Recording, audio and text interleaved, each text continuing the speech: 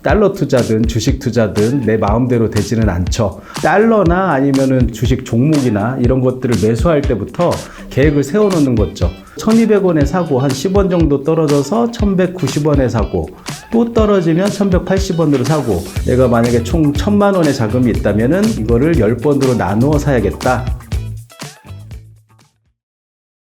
세븐 스플릿이라는 것은 쉽게 설명을 하면은 분할 매수, 분할 매도하는 투자 시스템이라고 이해하시면 되는데요. 살 때도 나누어 사지만 팔 때도 좀 나누어 사는 그런 개념을 의미를 해요. 그래서 제가 요거를 어떻게 생각을 하게 됐냐면은 처음에 이제 달러 투자를 할 때 요거를 이제 도입을 했었는데 예를 들면 내가 이제 1200원에 샀어요. 근데 이제 그 투자 상품들이 그렇죠. 내가 사면 내리고 내가 팔면 오르는 뭐 이런 구조로 되어 있어요. 그래서 제가 달러를 샀는데 내가 사면 사는 족족 내려가는 거예요. 내가 사면 내리기 때문에 이것을 한 번에 사면은 그냥 무조건 잃을 수밖에 없겠구나 라는 생각이 들어서 그럼 나누어 사야겠다라는 생각을 했어요.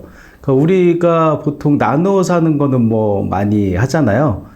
내가 어떤 걸 샀는데 떨어지면 이 평단가라는 걸 낮추기 위해서 그만큼을 또 사면은 이렇게 물타기라고 하죠. 이렇게 물타기가 되는 그런 구조가 나오기 때문에 많은 분들이 누가 가르쳐 주지 않아도 주가가 하락하거나 환율이 떨어지거나 이렇게 했을 경우에 추가 매수를 통해서 평단가를 낮추는 이런 노력들을 하죠. 처음에는 그런 식으로 투자를 했었는데 그러다 보니까 어떤 문제가 발생을 하냐면은 물을 계속 타다 보면은 만약에 이제 10개 종목을 투자를 하다가도 많이 떨어진 종목에 약간 오른 것은 이제 수익 실현하고 그 수익 실현한 자금으로 물타기를 통해서 이제 평단가를 낮추기 위해서 그 많이 떨어진 종목을 또 사게 되는 거예요. 그래서 사실 주가가 올랐다라는 거는 그 주식이 이제 앞으로 더 발전할 수도 있다라는 얘기인데 오히려 멀쩡하게 잘 올라가는 주식은 팔아버리고 주가가 하락하고 있는 주식은 계속 비중이 커지는 이런 일들이 이제 생기더라고요.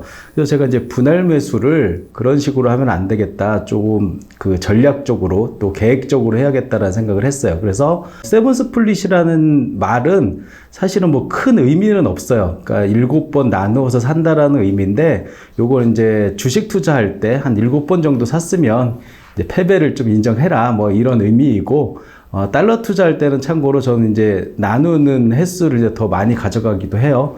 그래서 1200원에 사고 한 10원 정도 떨어져서 1190원에 사고 또 떨어지면 1180원으로 사고 달러나 아니면은 주식 종목이나 이런 것들을 매수할 때부터 계획을 세워놓는 거죠. 내가 만약에 총 1000만 원의 자금이 있다면은 이거를 10번으로 나누어 사야겠다. 그러면 이제 10 스플릿이 되겠죠. 그래서 10원 떨어질 때마다 한 번씩 사자 뭐 이런 마음을 먹는 거예요. 그래서 분할 매수는 뭐 이렇게 하면은 계획적으로 이제 진행이 되기 때문에 뭐 내동매매라고 하죠. 뭐 주가가 이제 떨어졌다고 생각하고 한 번에 많이 샀는데 더 떨어지는 경우에 우리가 이제 멘탈이 이제 흔들리고 투자가 이제 실패로 돌아가는 이런 상황이 많이 발생을 하거든요. 그런데 이렇게 계획적으로 사다 보면은 내가 처음에 사고 떨어져서 이제 두 번째 100만 원을 사고 100만 원을 샀는데 전체 자금 중에 200만 원밖에 안 들어간 거란 말이죠. 그러면은 투자를 더 하고 싶은 마음이 생겨요. 그래서 은연중에 더 떨어져야지 내가 더 살 수 있을 텐데 라는 생각도 들어요. 그래서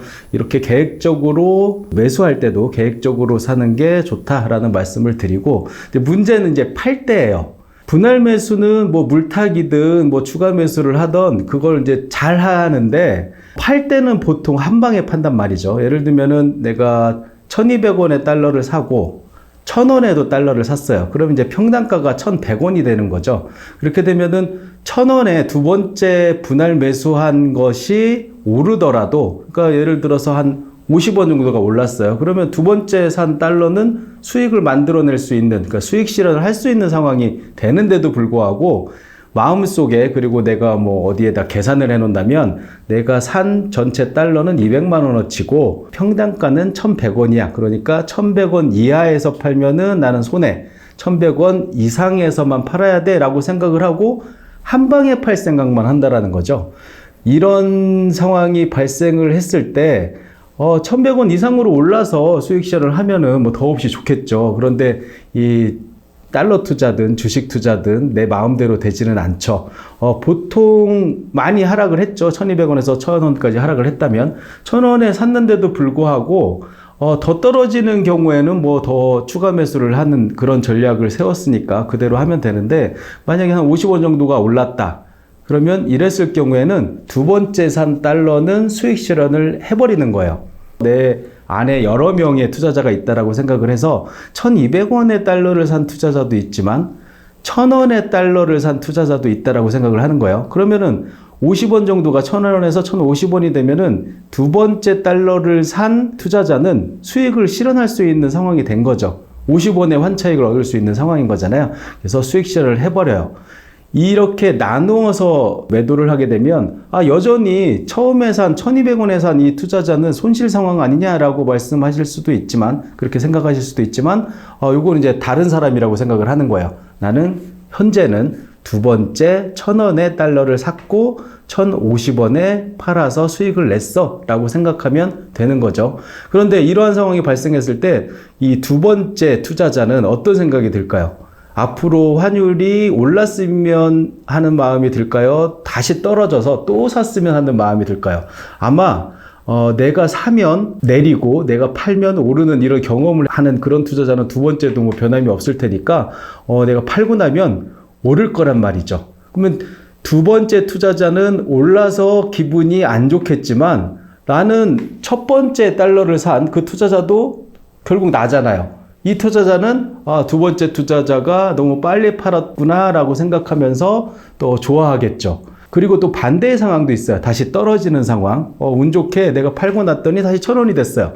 그러면 또 사는 거예요. 이런 식으로 계속 반복을 하다 보면은 첫 번째 산 이 달러, 그러니까 1200원까지 환율이 올라가지는 않더라도 1000원에서 뭐 1050원 요 정도 구간에서는 계속 등락이 있을 수 있거든요. 그러면은 두 번째 이 투자자라고 부르는 이 두 번째 매수한 요 투자자는 계속해서 내가 사면 오르고 내가 팔면 내리는 일을 경험을 하면서 수익을 이렇게 차곡차곡 쌓아나갈 수가 있는 구조가 나와요.